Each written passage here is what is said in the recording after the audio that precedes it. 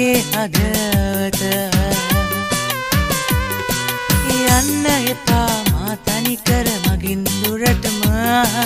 මගේ සෙනෙහස වෙනස් වෙන්නේ නෑ කිසි දිනක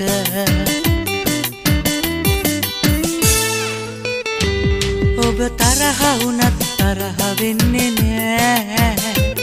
ඔබ නොදැක ඉන්න මොහොතක් මට බෑ පෙම් සිතක සෙනේ තවම දන්නේ නෑ